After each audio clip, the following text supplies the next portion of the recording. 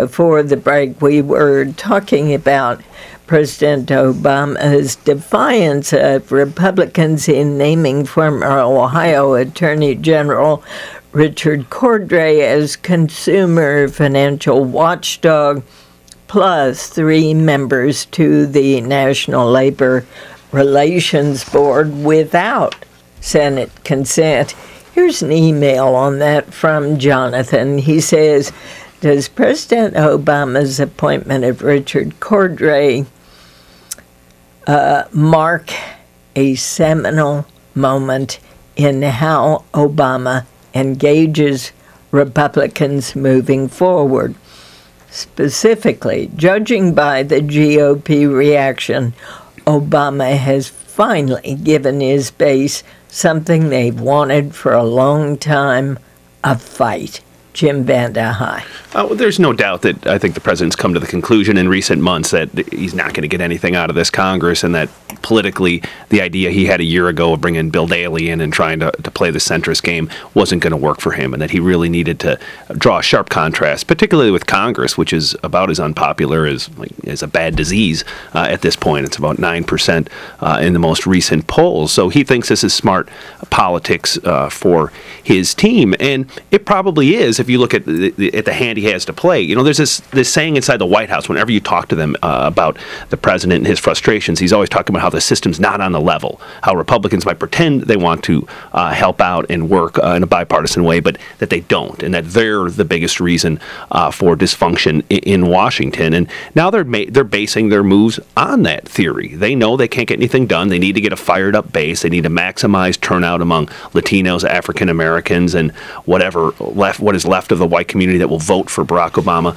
for re-election if he wants to win. So I do think there's no doubt this is part of a political strategy. Everything's part of a political strategy in this town. Gene. Well, I think that's absolutely true. I do think in the groups that he chose, especially when it's the Consumer Bureau, that also could be good politics at a retail level. I mean, if all of a sudden the administration is taking on abusive lenders or taking on trickery in the mortgage area, that's going to play well with the people, and it'll be good for consumers. And so it's kind of a twofer. Policy-wise, it's probably a smart thing, and also politically, it's a good thing as well. And getting to what Jim was saying about how the White House has concluded, this is just not going to work with Congress. Ed Meese did a piece in the Washington Post this morning, Attorney General for Republican administrations. And he basically talked about the 3 things that Congress can do in response to this.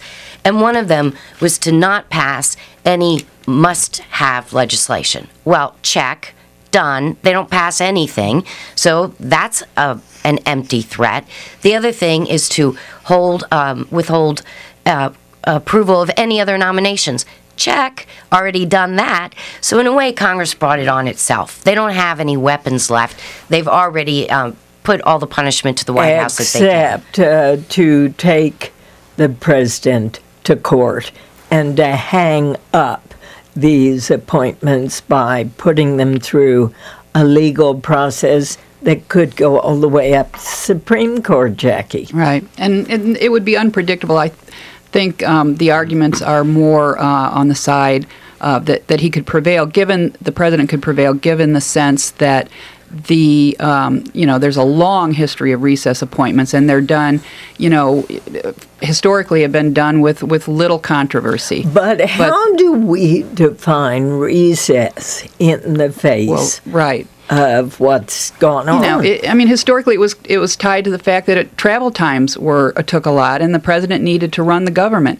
Now, nobody's arguing that if Congress recesses for lunch that he can name somebody. But what we have had in the last few years under Democrats when George Bush was in president, and now under Barack Obama, is having these pro forma sessions where everybody agrees for weeks on end no work is going to get done, that they're just going to have somebody gavel to order and then gavel closed a couple minutes later.